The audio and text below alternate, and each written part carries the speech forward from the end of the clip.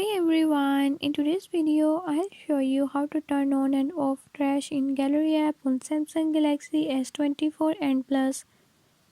In this video I'll show you how you can do it.